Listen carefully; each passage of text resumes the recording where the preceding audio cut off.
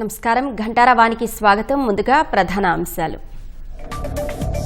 అంతిమ విజయం న్యాయానిదే. మార్గదర్శి కేసులో ఉండవల్లి పిటిషన్ను డిస్మిస్ చేసిన సుప్రీంకోర్టు.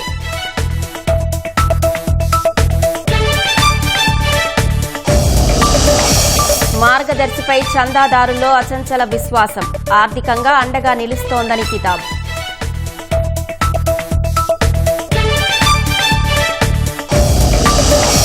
వివేక హత్య కేసులో 6 చోట్ల ఈడీ సోదాలు.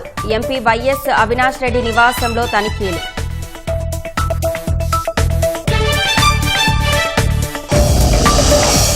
ఏఈ నూకరాజు కేసులో నిందితుడి కోసం గాలింపు. 5 పోలీసు బృందాలతో జల్లడ.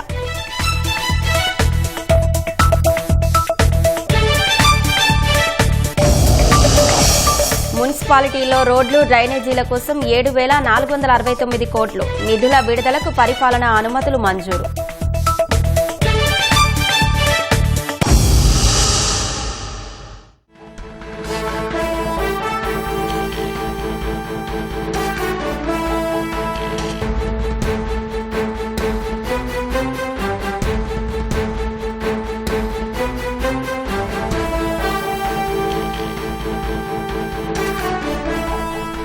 వివేకానందరెడ్డి హత్య కేసులో ఈడీ సోదాలు కొనసాగుతున్నాయి. హైదరాబాద్, కడపలో మొత్తం 6 చోట్ల ఈడీ సోదాలు చేస్తోంది. మరింత సమాచారం మా ప్రతినిధి శ్యామ్ అడిగి తెలుసుకుందాం.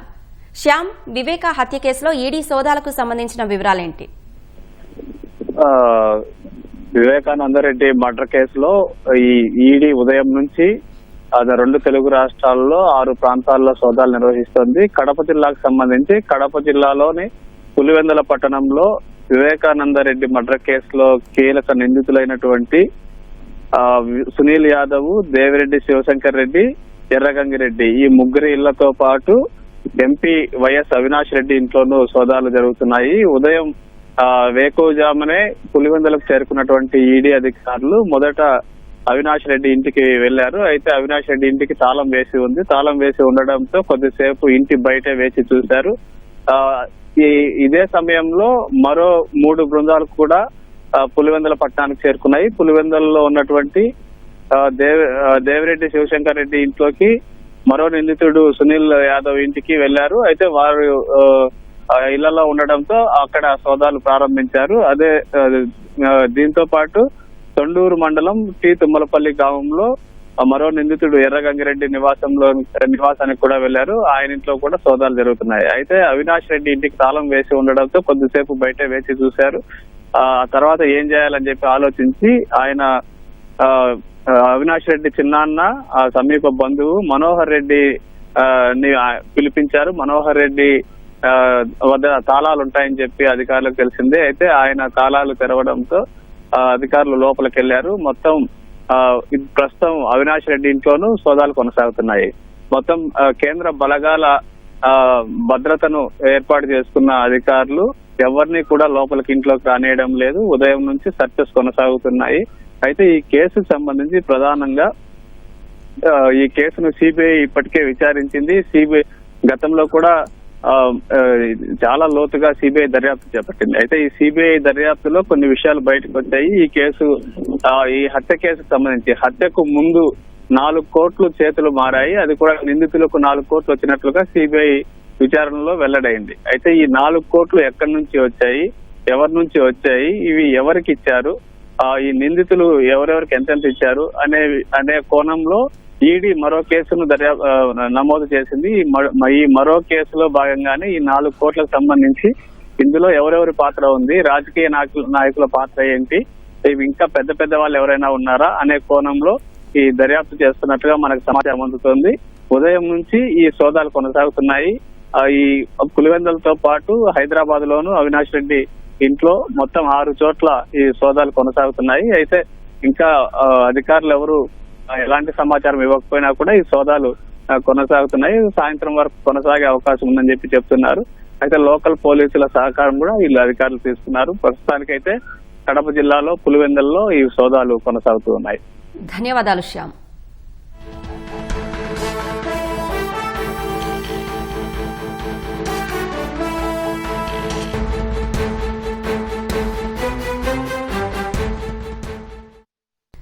మున్సిపాలిటీల రూపురేఖలు సమూలంగా మార్చేందుకు కూటమి ప్రభుత్వం బృహత్తర ప్రణాళికలు సిద్ధం చేసింది. స్వర్ణాంధ్ర 2047కు అనుగుణంగా 123 పట్టణ స్థానిక సంస్థల్లో ఏకంగా 40,743 కోట్ల అంచనాతో భారీ ప్రాజెక్టులకు శ్రీకారం చుట్టింది.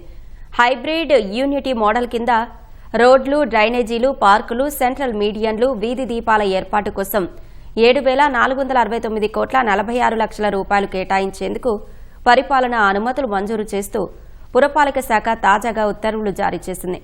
ఇందులో 5,500 కోట్లను మూలధన పనులకు, 1,969 కోట్ల 46 లక్షల రూపాయలను 10 ఏళ్ల వడ్డీ చెల్లింపుల కోసం కేటాయించారు. ఈ నిధులతో రాష్ట్ర వ్యాప్తంగా 4,388 కిలోమీటర్ల మేర రోడ్ల నిర్మాణం, 541 పార్కులు, 1,186 కిలోమీటర్ల సెంట్రల్ మీడియన్లు, 20,340 వీధి దీపాలు ఏర్పాటు చేయనున్నారు. ప్రాజెక్టు వ్యయంలో 40% అంటే 2,200 కోట్లు ప్రభుత్వం ముందుగా చెల్లిస్తుంది. మిగతా 60% గుత్తేదారు సంస్థ భరిస్తుంది. పనులు పూర్తయిన తర్వాత 10 ఏళ్ల పాటు నిర్వహణ బాధ్యత కూడా ఆ సంస్థదే. విశాఖ లిటిల్ గార్డెన్ స్కూల్లో 6 ఏళ్ల విద్యార్థి మృతిపై విద్యాశాఖ తీవ్ర దిగ్భ్రాంతి వ్యక్తం చేసింది. ఘటనపై సమగ్ర విచారణకు 3 సభ్యులతో కమిటీని ఏర్పాటు చేసింది. కమిటీ సభ్యులుగా విశాఖ రీజనల్ జాయింట్ డైరెక్టర్, జిల్లా విద్యాశాఖ అధికారి, రెవెన్యూ డివిజనల్ ఆఫీసర్లను నియమించారు. పాఠశాల తరగతి గదిలో 6 ఏళ్ల విద్యార్థి ప్రణయ్ తేజను టీచర్ కొట్టి మందలించడంతో బాలుడు స్పృహ కోల్పోయి కుప్పకూలి మృతి చెందాడు. ఈ ఘటనపై కమిటీ సమగ్ర విచారణ చేసి వాస్తవాలను పరిశీలించి విద్యాశాఖకు నివేదిక సమర్పించనుంది. విద్యార్థులతో టీచర్లు బాధ్యతాయుతంగా, మానవతా దృక్పథం సున్నితంగా వ్యవహరించేలా ప్రత్యేక అవగాహన కార్యక్రమాలు నిర్వహించాలని విద్యాశాఖ నిర్ణయించింది. విద్యార్థుల భద్రతకు ప్రభుత్వం అత్యున్నత ప్రాధాన్యత ఇస్తోందని, 3 కమిటీ ఇచ్చే నివేదిక ఆధారంగా బాధ్యులపై కఠిన చర్యలు ఉంటాయని విద్యాశాఖ స్పష్టం చేసింది. ఇలాంటి ఘటనలు పునరావృతం కాకుండా ముందస్తు చర్యలు చేపట్టాలని అధికారులను ఆదేశించింది.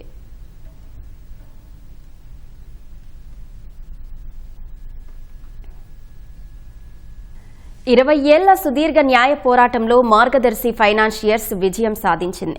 ఆ సంస్థ ఆర్బీఐ నిబంధనలకు విరుద్ధంగా ప్రజల నుంచి డిపాజిట్లు వసూలు చేస్తోందంటూ అప్పటి ఎంపీ ఉండవల్లి అరుణ్ కుమార్ చేసిన ఆరోపణల ఆధారంగా వైఎస్ రాజశేఖర రెడ్డి నేతృత్వంలోని ప్రభుత్వం 2008లో నమోదు చేసిన క్రిమినల్ కేసును కొట్టేస్తూ తెలంగాణ హైకోర్టు 2025 ఆగస్టు 4న ఇచ్చిన తీర్పును సుప్రీంకోర్టు సమర్థించింది. హైకోర్టు తీర్పును సవాల్ చేస్తూ ఉండవల్లి అరుణ్ కుమార్ దాఖలు చేసిన ఎస్ఎల్పీని justice MM Sundaresh, justice Prasanna Balachandra వరాలేలతో కూడిన ధర్మాసనం గురువారం కొట్టేసింది. మార్గదర్శి ఫైనాన్షియర్స్ పై ఉండవల్లి అరుణ్ కుమార్ పిటిషన్ను సుప్రీంకోర్టు కొట్టేసింది. తొలుత ఉండవల్లి అరుణ్ కుమార్ తరపున సీనియర్ న్యాయవాది పరమేశ్వర్ వాదనలు వినిపించారు. కిందటిసారి ఈ కేసు విచారణకు వచ్చినప్పుడు ధర్మాసనం 2 అభ్యంతరాలు వ్యక్తం చేసినట్లు మాకు తెలిసింది. అందులో పిటిషనర్ వ్యక్తిగత అర్హతపై అనుమానం వ్యక్తం చేయడంతో పాటు చనిపోయిన వ్యక్తికి వ్యతిరేకంగా క్రిమినల్ ప్రొసీడింగ్స్ ను కొనసాగించడం గురించి ప్రశ్నించారు. ఆర్బీఐ అనుమతి లేకుండా 2,500 కోట్లు వసూలు చేసినట్లు ప్లీడింగ్స్ లో వాళ్లు అంగీకరించారు అని పేర్కొన్నారు. జస్టిస్ సుందరేష్ జోక్యం చేసుకుంటూ మీరెవరు అని ఉండవల్లి న్యాయవాదిని ప్రశ్నించారు. ఆయన స్పందిస్తూ పిటిషనర్ తొలి నుంచి ఈ విషయాన్ని పరిశీలిస్తూ వచ్చారని, అందుకు సుప్రీంకోర్టు అనుమతిచ్చిందని చెప్పారు. 2024 ఏప్రిల్ 9న సుప్రీంకోర్టు ఇచ్చిన ఉత్తర్వుల్ని చూడాలని విన్నవించారు. జస్టిస్ సుందరేష్ స్పందిస్తూ అది కరెక్టే, అయితే ఈ కేసును పరిశీలించి చూస్తే ఇందులో వ్యక్తిగత వివాదం తప్ప మరొకటి కనిపించలేదన్నారు. ఈ కేసును తొలి రౌండ్లో కొట్టేశారని, దాని గురించి ఎవరూ పట్టించుకోకపోతే పిటిషనరే ఆ విషయాన్ని సుప్రీంకోర్టు దృష్టికి తీసుకొచ్చారని ఆయన న్యాయవాది పేర్కొన్నారు. సాంకేతిక కారణాలపై కేసును కొట్టేసి ఇందులో ప్రాసిక్యూషన్ కొనసాగించాల్సిన అవసరం లేదని హైకోర్టు చెప్పిందని వెల్లడించారు. సెక్షన్ 45(s) కింద హెచ్యుఎఫ్ వ్యక్తుల సమూహం కాబట్టి క్రిమినల్ ప్రొసీడింగ్స్ రద్దు చేయకూడదని ఆర్బీఐ పేర్కొందన్నారు. ఆర్బీఐ వాదనల్ని హైకోర్టు పూర్తిగా విస్మరించిందని చెప్పారు. హైకోర్టు క్వాష్ ఆర్డర్పై అప్పీల్ చేయాలని పిటిషనర్ 2 రాష్ట్రాలకు లేఖలు రాసినా అప్పీల్ చేయలేదని వివరించారు. జస్టిస్ సుందరేష్ స్పందిస్తూ తమకు డబ్బు రాలేదని, ఒక్క డిపాజిటర్ కూడా ఫిర్యాదు చెయ్యలేదని హైకోర్టు తీర్పులో పేర్కొంది కదా అని గుర్తు చేశారు. ఆర్బీఐ వాదనలు వినాలని తొలి రౌండ్లో కోర్టు చెప్పిందని న్యాయవాది పరమేశ్వర్ పేర్కొన్నారు. జస్టిస్ సుందరేష్ స్పందిస్తూ మీరు కోర్టు దృష్టికి తెచ్చారు, దాని ప్రకారం న్యాయస్థానం ఆదేశాలు జారీ చేసింది, అంతే. మీరు ఎంత ఎక్కువ వాదిస్తే మాకు మీపై అంత ఎక్కువ అనుమానాలొస్తాయని ఉండవల్లి న్యాయవాదిని ఉద్దేశించి వ్యాఖ్యానించారు. సెక్షన్ 45(S) కింద ప్రాసిక్యూషన్ కొనసాగించొచ్చని ఆర్బీఐ స్పష్టంగా చెప్పిందని, ఆ విషయం హైకోర్టు ఉత్తర్వుల్లోనూ ఉందని న్యాయవాది పేర్కొన్నారు. ఇక్కడ ఆర్బీఐకి ఇంకా నోటీసులు జారీ కాలేదని, వారి వాదనను వినాలని విజ్ఞప్తి చేశారు. ఈ వాదనలపై మీరేం చెప్తారని మార్గదర్శి తరపున హాజరైన సీనియర్ న్యాయవాది సిద్ధార్థ్ లూథ్రాను న్యాయమూర్తి అడిగారు. లూథ్రా స్పందిస్తూ, డిపాజిటర్లకు డబ్బంతా తిరిగి చెల్లించాం. ఆ సమాచారాన్ని రాష్ట్ర ప్రభుత్వాలకు అందించాం. డబ్బు చెల్లించిన విషయాన్ని ప్రభుత్వాలు ధృవీకరించుకున్నాయి. డిపాజిటర్లకు ఇప్పటికే వడ్డీతో సహా 2,500 కోట్లకు పైగా చెల్లించాం. డబ్బు వెనక్కి తీసుకోవడానికి ముందుకు రాని డిపాజిటర్ల కోసం ఎస్క్రో ఖాతాలో ఎప్పటికప్పుడు జమ చేశాం. అందులో ఇప్పటికీ 5.23 కోట్లు మిగిలి ఉన్నాయి. క్రితంసారి సుప్రీంకోర్టు ఈ కేసును తెలంగాణ హైకోర్టుకు తిప్పి పంపినప్పుడు డిపాజిటర్లకు డబ్బు చెల్లింపుల గురించి పరిశీలించారని చెప్పింది. దాని ప్రకారమే తెలంగాణ హైకోర్టు అన్ని విషయాల్ని పరిశీలించింది. ఇక ఇందులో ఏమీ మిగల్లేదు. హైకోర్టు బహిరంగ ప్రకటనలు కూడా ఇచ్చింది అని వివరించారు. ఇరుపక్షాల వాదనలు పరిగణలోకి తీసుకున్న ధర్మాసనం ఉండవల్లి అరుణ్ కుమార్ దాఖలు చేసిన పిటిషన్ను కొట్టేస్తున్నట్లు ఉత్తర్వులు జారీ చేస్తూ విచారణ ముగించింది. ఈ కేసులో మార్గదర్శి ఫైనాన్షియర్స్ సంస్థ తరపున మరో సీనియర్ న్యాయవాది నాగముత్తు, ఏపీ ప్రభుత్వం తరపున ఏఎస్జీ ఎస్వి రాజు హాజరయ్యారు. రిజర్వ్ బ్యాంకు నిబంధనలకు విరుద్ధంగా డిపాజిట్లు సేకరిస్తోందంటూ మార్గదర్శి ఫైనాన్షియర్స్ తో పాటు హెచ్యుఎఫ్ కర్త రామోజీరావుపై 2008 జనవరి 23న అప్పటి వైఎస్ ప్రభుత్వం కేసు నమోదు చేసింది. ఈ కేసును కొట్టేయాలంటూ మార్గదర్శి ఫైనాన్షియర్స్ ఉమ్మడి ఆంధ్రప్రదేశ్ హైకోర్టులో పిటిషన్ వేసింది. విచారించిన హైకోర్టు ఎఫ్ఐఆర్ను కొట్టేస్తూ 2018 డిసెంబర్ 31న తీర్పు వెలువరించింది. ఫిర్యాదులో పేర్కొన్న ఆరోపణలపై డిపాజిటర్లు ఎవరూ ఫిర్యాదు చేయలేదని, పైగా డిపాజిట్ సొమ్మును వెనక్కివ్వడానికి ఆ సంస్థ చర్యలు కూడా తీసుకుందని పేర్కొంది. డిపాజిటర్ల నుంచి వసూలు చేసిన సొమ్మును దుర్వినియోగం చేసే ఉద్దేశ్యం మార్గదర్శి ఫైనాన్షియర్స్ కు లేదని, దీన్ని బట్టి అర్థమవుతోందని ఉత్తర్వుల్లో పేర్కొంది. ఆ ఉత్తర్వుల్ని సవాల్ చేస్తూ 2019 డిసెంబర్ 17న ఉండవల్లి అరుణ్ కుమార్, ఏపీ ప్రభుత్వం సుప్రీంకోర్టుకు వెళ్లారు. సుప్రీంకోర్టు 2024 ఏప్రిల్ 9న ఈ కేసును హైకోర్టుకే తిప్పి పంపింది. డిపాజిటర్లు ఎవరూ ఫిర్యాదు చెయ్యలేదన్న కారణంతో హైకోర్టు ఈ కేసును కొట్టేసిందని, అయితే హైకోర్టు బహిరంగ ప్రకటన జారీ చేసి ఇన్వెస్టర్ల నుంచి క్లెయిమ్లు ఆహ్వానించాలని సూచించింది. నిజమైన పెట్టుబడిదారులందరి క్లెయిమ్లను సంతృప్తికరంగా పరిష్కరించడానికి, ప్రతివాదికి ఎలాంటి దురుద్దేశాలు లేవని నిరూపించడానికి ఇది అవసరమని పేర్కొంది. ఆ ఆదేశాల మేరకు మార్గదర్శి పిటిషన్లపై తాజాగా విచారించిన తెలంగాణ హైకోర్టు మార్గదర్శి ఫైనాన్షియర్స్ లో డిపాజిట్లు చేసిన వారిలో ఎవరికైనా సొమ్ము అందకుంటే హైకోర్టును ఆశ్రయించొచ్చంటూ పత్రికల్లో బహిరంగ ప్రకటన ఇచ్చింది. ఒక్క డిపాజిటర్ కూడా హైకోర్టును ఆశ్రయించలేదు. ఆ పిటిషన్లు విచారణలో ఉండగానే హెచ్యుఎఫ్ కర్త రామోజీరావు 2024 జూన్ 8న మరణించారు. మార్గదర్శి ఫైనాన్షియర్స్ ఆ విషయాన్ని కోర్టు దృష్టికి తీసుకొచ్చింది. హెచ్యుఎఫ్ కర్త మరణంతో కేసును కొనసాగించడం వ్యర్థమని, అందువల్ల నాంపల్లి అదనపు చీఫ్ మెట్రోపాలిటన్ మ్యాజిస్ట్రేట్ కోర్టులో పెండింగ్లో ఉన్న క్రిమినల్ కంప్లైంట్ను కొట్టివేయాలంటూ మధ్యంతర పిటిషన్ దాఖలు చేసింది. ఆ వివరాల్ని పరిగణలోకి తీసుకున్న తెలంగాణ హైకోర్టు పిటిషనర్లకు వ్యతిరేకంగా చేపట్టిన క్రిమినల్ ప్రాసిక్యూషన్ రద్దు చేస్తూ 2025 ఆగస్టు 4న తీర్పు వెలువరించింది. ఆ తీర్పును సవాల్ చేస్తూ ఉండవల్లి అరుణ్ కుమార్ 2025 డిసెంబర్ 19న సుప్రీంకోర్టులో ఎస్ఎల్పీ వేశారు. గురువారం దాన్ని సుప్రీంకోర్టు కొట్టేసింది. ఈ కేసును తరచి చూస్తే ఇది పూర్తిగా వ్యక్తిగత తగాదాకు సంబంధించిన వ్యవహారంలా కనిపిస్తోందని, పిటిషనర్ వాదనలు వినిపించే కొద్దీ వారిపై అనుమానాలు పెరిగిపోతున్నాయని వ్యాఖ్యానించింది. పిటిషన్ను డిస్మిస్ చేస్తున్నట్లు ప్రకటించింది. మార్గదర్శి డిపాజిటర్ల విశ్వాసం అప్పటికీ ఇప్పటికీ ఇసుమంతైనా చెక్కు చెదరలేదు. నాటి పాలకులు మార్గదర్శిని వేధించినా రామోజీరావుపై నమ్మకంతో తమ డబ్బులు తిరిగి ఇవ్వాలంటూ సొమ్ము దాచుకున్న వారు క్యూలు కట్టలేదు. ఒకవైపు ప్రభుత్వం డిపాజిటర్లను రెచ్చగొట్టినా ఫిర్యాదు చేసేందుకు ఒక్కరూ ముందుకు రాలేదు. నాటి పాలకులు ఎంత ఒత్తిడి తెచ్చినా అప్పటి తమ నమ్మకమే సుప్రీంకోర్టు తీర్పుతో నిజమైందని చందాదారులు హర్షం వ్యక్తం చేస్తున్నారు. మార్గదర్శి డిపాజిటర్ల నమ్మకం ఏళ్లు గడిచినా చెక్కు చెదరలేదు. అప్పటి పాలకులు తమ చేతిలో ఉన్న అధికారాన్ని ఉపయోగించి మార్గదర్శిపై ఉసిగొల్పినా చందాదారులు విఘ్నత ప్రదర్శించారు. రెచ్చగొట్టినా సంయమనం చూపారు. మార్గదర్శిపై ఫిర్యాదు చేయాలని ఎంత ఒత్తిడి చేసినా సంస్థపై వారికున్న అపార విశ్వాసం ముందు అవన్నీ దిగదుడిపే. చివరకు వారందరి నమ్మకమే గెలిచింది. సుప్రీంకోర్టు తీర్పుతో డిపాజిటర్లలో హర్షం వ్యక్తమవుతోంది.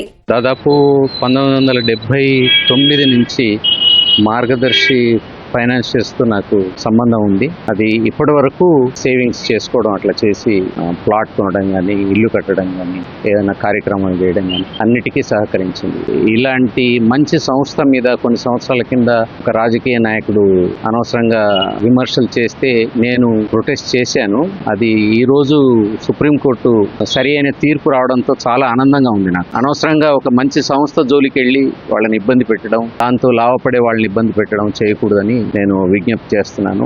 ఈనాడు, రామోజీ ఫర్మ్స్ వాళ్ళకి చాలా చాలా కృతజ్ఞతలు. బ్యాంకులో ఎలా దాచుకుంటామో అలాంటి నమ్మకం మాకు మార్గదర్శిలో ఉంది. ఈ రోజుకు 72 సంవత్సరాలకు కూడా నేను దాన్ని నమ్మి దాంట్లో కూడబెట్టుకుంటున్నాను డబ్బులు. సో ఇలాంటి సంస్థ మీదికి ఎవరన్నా అభ్యంతరం చెప్పడానికి వస్తే కోర్టు మంచి బుద్ధి చెప్పింది అనిపిస్తుంది నాకు. మాకు ఆ సంస్థ మీద ఎప్పటికీ ఎటువంటి అనుమానం గాని ఎటువంటిది లేదు.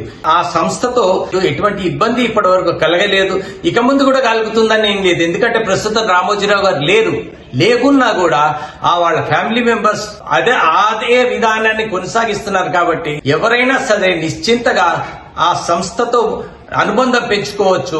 ఇప్పటికీ 5,23,00,000 రూపాయలు ఎస్క్రో ఖాతాలోనే ఉన్నాయంటే ఆ సంస్థపై విశ్వాసమేనని ఖాతాదారులు అభిప్రాయపడ్డారు. మార్గదర్శిని నమ్ముకుని ఆర్థికంగా నిలదొక్కున్నామని, తమ జీవితంలో ప్రతి ముఖ్యమైన విషయంలోనూ మార్గదర్శి తోడ్పాటు ఉందన్నారు. మార్గదర్శి సంస్థతో మా అనుబంధాన్ని గురించి చెప్పాలంటే తరతరాల నుంచి, అంటే మా ఫాదర్ వాళ్ళ దగ్గర నుంచి కూడా మాకు అదే కంటిన్యూ అవుతూ వచ్చింది. అవసరమైన ప్రతిసారి కూడా మార్గదర్శి మాకు తోడుగా ఉండింది. ఏ అవసరానికి వచ్చినా కూడా మార్గదర్శి మాకు హెల్ప్ చేస్తూనే ఉంది. కాయలున్న చెట్టుకి రాళ్ళ దెబ్బలు తప్పవన్నట్టు నిజాయితీతో పనిచేసే మార్గదర్శి సంస్థకి నిందలు తప్పలేదు, అపనిందలు తప్పలేదు. కానీ ఇలా జరిగిన ప్రతిసారి కూడా మార్గదర్శి తను రుజువు చేసుకుంది. Every interaction with Margadarsi all these years proves it's honesty. పలువురు విశ్రాంత ఉద్యోగులు సైతం తమకు దశాబ్దాలుగా ఉన్న అనుబంధాన్ని గుర్తు చేసుకుంటూ సుప్రీంకోర్టు ఇచ్చిన తీర్పును స్వాగతిస్తున్నారు. మార్గదర్శి నమ్మకమైన సంస్థ అని సర్వోన్నత న్యాయస్థానం తీర్పుతో అక్షరాల నిరూపితమైందని పేర్కొన్నారు. భారత్ పెట్రోలియంలో జాబ్ చేసి రిటైర్ అయ్యాను. నా అనుబంధం మార్గదర్శి తోటి చాలా చాలా సంవత్సరాల నుంచి ఉంది. నేను 6వ తరగతి చదువుతున్నప్పుడు మా నాన్నగారు నాకు మార్గదర్శిలో ప్రతి నెల చందా కట్టమని చెప్పి ఇచ్చేవారు 50 రూపాయలు. బాగా గుర్తు, మేము పంజగుట్ట కాలనీలో ఉండేవాళ్ళము. అక్కడి నుంచి నేను లకడికా పూల్ వెళ్ళి ఆ ఫస్ట్ ఫ్లోర్ మార్గదర్శి ఆఫీస్లో క్యూలో నుంచి కట్టేవాడిని. కానీ ఆ విధంగా మేము సేవ్ చేసుకున్న తర్వాత కొన్ని సంవత్సరాల తర్వాత మా సొంత ఇల్లు కట్టుకోవడం జరిగింది అమీర్పేటలో. ఆ తర్వాత నేను ఉద్యోగరీత్యా బయట వేరే సిటీస్కి వెళ్ళినా కానీ ఎప్పుడు కూడా మార్గదర్శితోటి అనుబంధాన్ని మట్టుకు ఎప్పుడు ఇదేంటి తెంచుకోలేదు. ఎప్పుడు కూడా ఏదో ఒక చిట్టు వేస్తూనే ఉన్నాం. ఆఖరికి నేను రిటైర్ అయిన తర్వాత వచ్చిన నా కార్పస్ ఫండ్ డబ్బులు వచ్చినవన్నీ కూడా నేనంటే అనేకమైన చిట్స్ లో పెట్టాను. మార్గదర్శి ఫైనాన్షియర్స్ ది మట్టుకు చాలా చాలా డిసిప్లిన్డ్ గా ఆర్గనైజ్ చేసేవారు. ఎప్పుడు ఏ రోజు ఎప్పుడు తేడా రాలేదు. కాబట్టి ఏంటంటే నా ఎక్స్పీరియన్స్ మట్టుకు చాలా అమోఘం. వాళ్ళు పేమెంట్ చేయడం కానీ ఒక్క నయా పైసా తేడా రాలేదు. నేను ఎప్పుడు కూడాను ఈ సంస్థతోటే నేను జర్నీ చేస్తాను. 4 రాష్ట్రాల్లో లక్షలాది మంది ఖాతాదారుల విశ్వాసం చూరగొన్న మార్గదర్శి 10 కాలాల పాటు పదిలంగా ఉండాలని చందాదారులు ఆకాంక్షిస్తున్నారు.